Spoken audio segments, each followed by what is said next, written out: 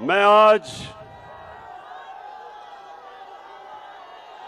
अपनी मुल्क की वकला बरादरी का इस शानदार जो आपने मेरा इस्तकबाल किया, मैं आपका दिल से शुक्रिया अदा करता हूं। बहुत बहुत शुक्रिया।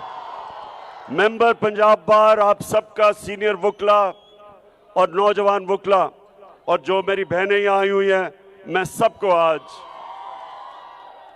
इस इस्तकबाल का फिर से मैं आपका शुक्रिया अदा करता हूं। अब मैं दो चीजें कहना चाहता हूं और मैं आपकी तवज्जो इसलिए चाहता हूं क्योंकि आपके ऊपर बड़ी जिम्मेदारी है। सबसे पहले जिधर पाकिस्तान ये जब से इंपोर्टेड हुकूमत आई है, जिधर ये पाकिस्तान को लेके जा रहे हैं, जिस दलदल में हमारा मुल्क जा रहा है, आज IMF और वर्ल्ड बैंक वो कह रहे हैं कि पाकिस्तान श्रीलंका टाइप सिचुएशन में जा रहा है कि एक तरफ माइशत सुकड़ती जा रही है, बेरोजगारी बढ़ती जा रही है और दूसरी तरफ महंगाई आसमानों पे जा रही है। 50 साल तारीख में सबसे ज्यादा आज पाकिस्तान के अंदर महंगाई है। तो इन हालात के अंदर मुल्क एक बड़ी जो कहते हैं सोशल अनरेस्ट की तरफ जा रहा है। तो इसलिए मैं आज आपके पास जो बात करना चाहता हूं, नंबर 1 कि जब भी अब पाकिस्तान हमें इंशाअल्लाह इस दलदल से निकालेंगे तो सबसे ज्यादा जरूरत है इस मुल्क को वकला लीगल कम्युनिटी, आप प्लीज सुन लें, रूल ऑफ लॉ की है। कानून की बालादस्ती की जरूरत है इस कौम को। जब तक इस मुल्क में इंसाफ का निजाम ठीक नहीं होता, माइशत नहीं ठीक होगी। मैं आपको बताऊं, सारी दुनिया मैंने देखी है। 20 साल ओवरसीज पाकिस्तानी क्रिकेट की वजह से रहा हूं। आधा साल बाहर क्रिकेट खेलता था, आधा साल पाकिस्तान में या दुनिया में। तो मैंने दुनिया देखी है। एक फर्क है, अमीर और गरीब मुल्कों के अंदर एक फर्क है। अमीर मुल्कों के अंदर रूल ऑफ लॉ है, इंसाफ है, और वो मुल्क जिधर गुर्बत है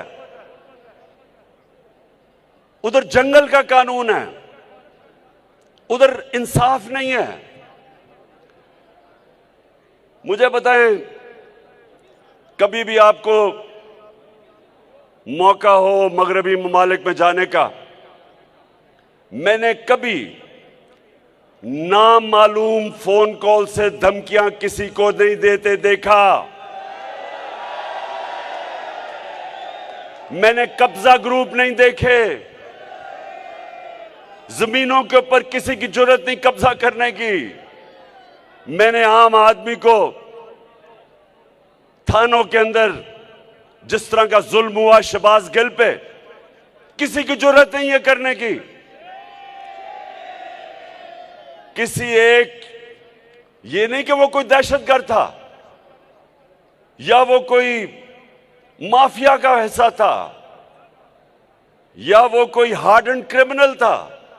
एक असिस्टेंट प्रोफेसर जो अमेरिकन यूनिवर्सिटी में पढ़ाता था, उसको उन्होंने नंगा करके 2 दिन तशद्दुद किया। ये किसी सिविलाइज्ड मुल्क में नहीं होता जिधर रूल ऑफ लॉ होता है। जरूरत नहीं होती किसी की। ये जो हमारे मुल्क में जिस तरह मीडिया के ऊपर सख्तियां, टेलीविजन चैनल्स बंद कर दी, जो इमरान खान को दिखाती थी चैनल बंद कर दी। वो सहाफी जिनकी इज्जत है माशरे में, क्रेडिबिलिटी है, अशर शरीफ जैसा आदमी वो मुल्क छोड़ के बाहर चला गया, साबिर शाकिर बाहर चला गया। एयाज अमीर जैसे दानश्वर को इन्होंने जलील किया। इमरान रियाज, यानी वो लोग जो माशरा जिनको क्रेडिबल समझता है, उनको सिर्फ इसलिए उनके ऊपर ये हर किस्म का उनके ऊपर FIRs काटी, उनके ऊपर धमकियां दी गई, उनके घरों में घुस गए। हमारा सोशल मीडिया का Arsalan doctor, PhD doctor Arsalan Khalid, उसके वो घर में नहीं था, 20 लोग उसके अंदर घुस गए, प्लेन कपड़ों के अंदर। सारी औरतें थी घर की, सिर्फ एक नौजवान था, उसको सारी औरतों के सामने मारा उसको।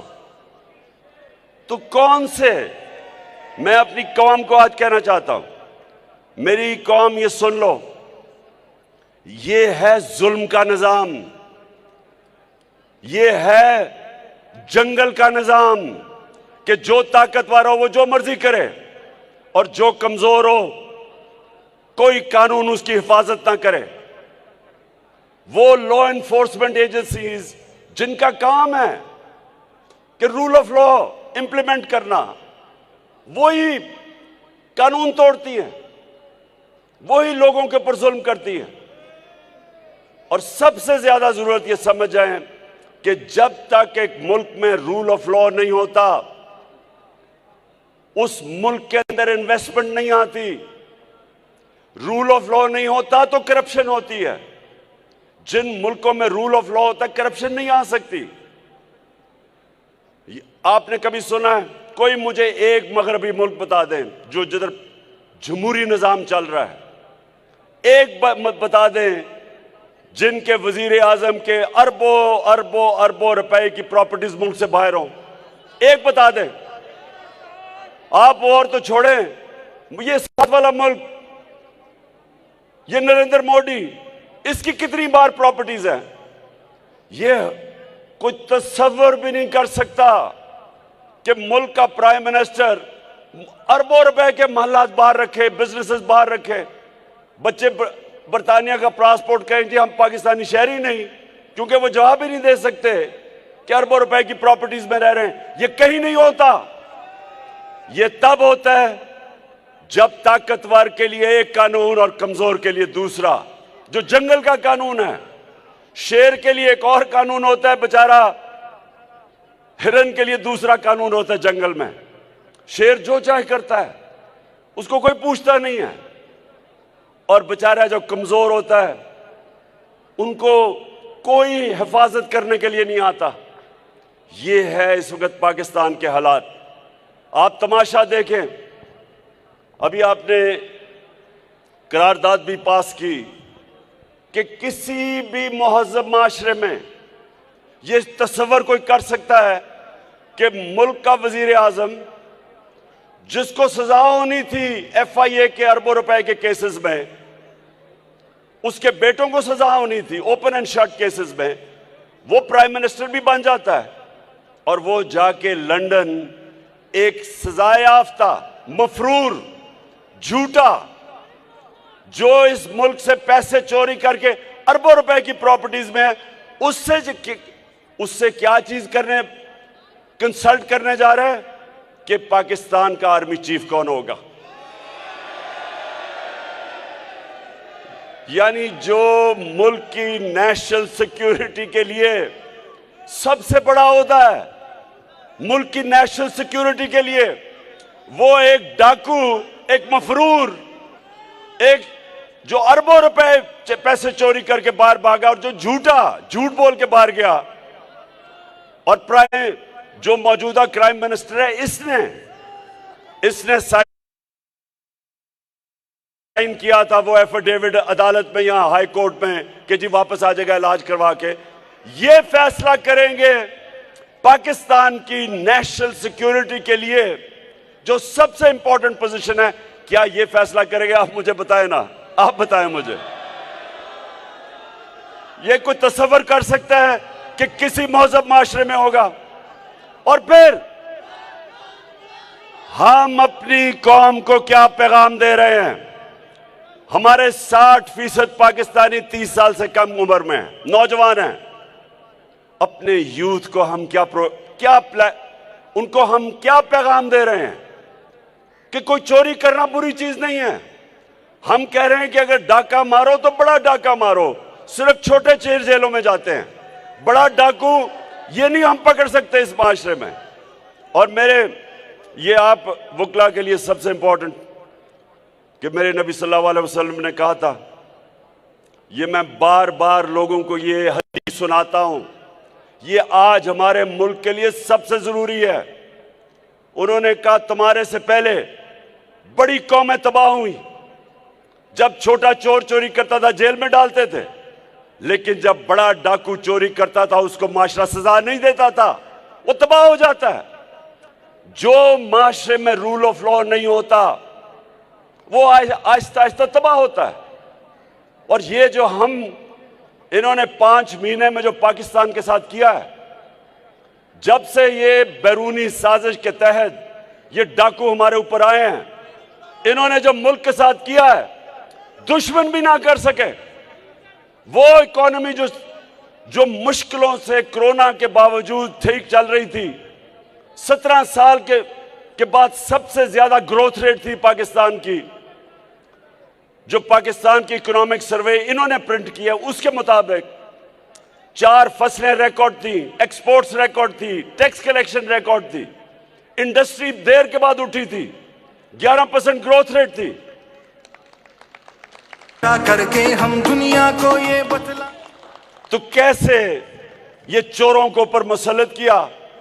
मुल्क की इकोनॉमी का भी बेड़ा गर्क, बेरोजगारी आज बढ़ रही है। फैसलाबाद जिधर मजदूर नहीं मिलते थे, आज 20% टेक्सटाइल इंडस्ट्री बंद हो गई है। किसान आज इस्लामाबाद में पहुंचे हुए हैं। किसानों के ट्यूबवेल के रेट आसमानों पे, खादों के रेट आसमानों पे। आज पाकिस्तान की फूड सिक्योरिटी का मसला बना हुआ है और सिर्फ इनको फायदा है क्योंकि इन्होंने आते साथ ही नैब की अमेंडमेंट करके अपने सारे अरबों रुपए के करप्शन के इनके केसेस खत्म हो रहे हैं। ये दूसरी दफा, पहला एनआरओ मुशर्रफ ने दिया था और अब ये दूसरा एनआरओ लेके अपनी चोरी खत्म कर रहे हैं और मुल्क का बेड़ागर कर रहे हैं। इसलिए मैं आज आपके पास आया था और मैं ये चाहता हूं कि देखें, आपका बहुत बड़ा रोल है, आपकी जिम्मेदारी है इस मुल्क के रूल ऑफ लॉ के लिए खड़ा होना। इतना बड़ा जुल्म हो कि आपके सामने इनके अरबों रुपए के केसेस माफ किए जा रहे हैं। हमारा सुप्रीम कोर्ट के अंदर मेरा केस पड़ा हुआ है, ये नैब ऑर्डिनेंस, जो नैब की अमेंडमेंट के खिलाफ। लेकिन मुझे अपनी पाकिस्तान की वकला कम्युनिटी की जरूरत है अपने मुल्क के लिए।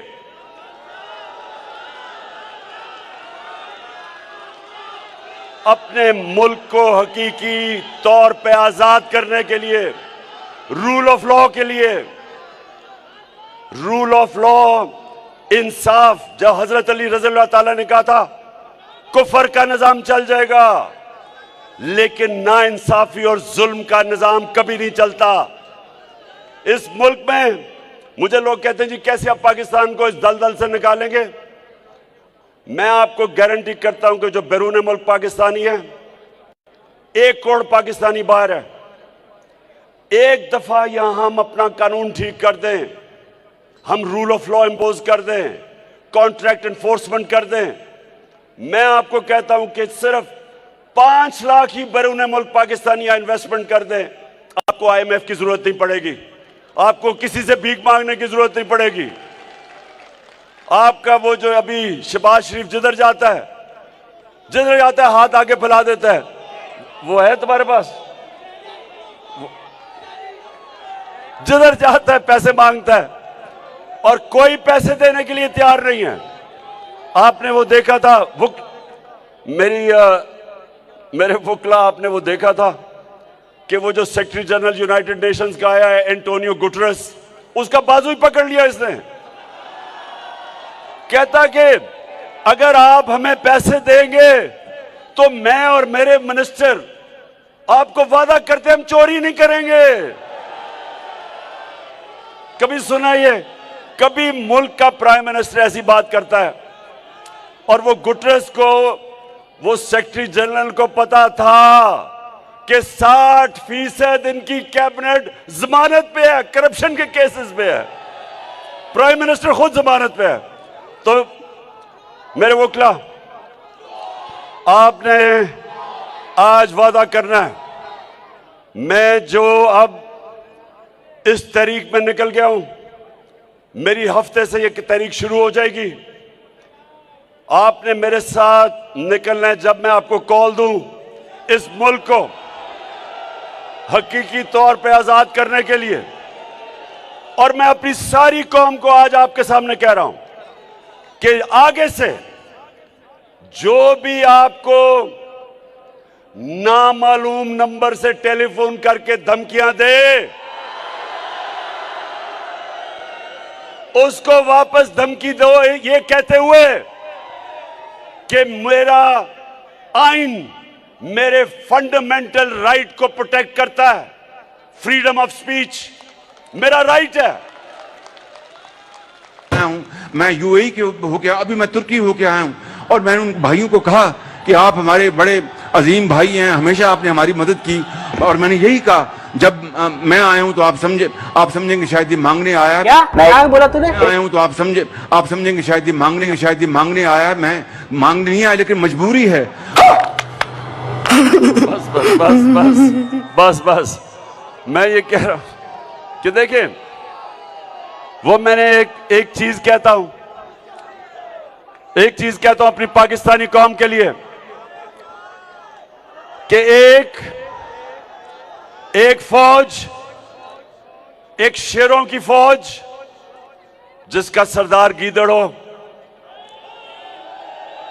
शेरों की फौज जिसका सरदार गीदड़ हो, वो हार जाएगी। 100 गीदड़ों की फौज जिसका सरदार शेर हो। हमारा मुल्क बदकिस्मती से चोरों के हाथ में फंसा हुआ है। हमने इसकी पूरी तहरीक चलानी है। इलेक्शन से ये भाग रहे हैं। इनको पता है कि इलेक्शन अब ये नहीं जीत सकते। इनको पता है पाकिस्तानी कौम किधर खड़ी है। इसलिए ये सारे मिलके कोशिश कर रहे हैं कि किसी तरह कुर्सी को पकड़ ले और मुल्क बेशक नीचे जाए, क्योंकि 33% रुपया गिरा है, 33% डॉलर बढ़ा है, 33% इनके आने में इस मुल्क की दौलत कम हुई है। आप सबका पैसा 33% कम हुआ है, लेकिन इनके मुल्क से बाहर पैसे पड़े हैं डॉलर्स में। इनकी दौलत में 33% इजाफा हुआ है। यहां लोग गरीब हुए हैं, ये अमीर हुए हैं। ये भी मेरे वोकला एक और चीज फैसला कर लो। आगे से अजान हो रही है, मैं बस खत्म कर रहा हूं। आगे से कभी किसी पार्टी को वोट ना देना जिसके लीडर और मिनिस्टर्स का पैसा पाकिस्तान में ना पड़ा हो। जिनका पैसा बाहर पड़ा है, कभी उनको वोट ना देना, क्योंकि कॉन्फ्लिक्ट ऑफ इंटरेस्ट है। रुपया गिरता है, उनको फायदा होता है या नुकसान होता है लोगों को। अब जो रुपया गिर रहा है, कौम में महंगाई आ रही है, कौम की दौलत में कमी हो रही है, लेकिन लंदन में वो बैठ के और ये जरदारी और ये नवाज शरीफ, इनकी दौलत में इजाफा हो रहा है।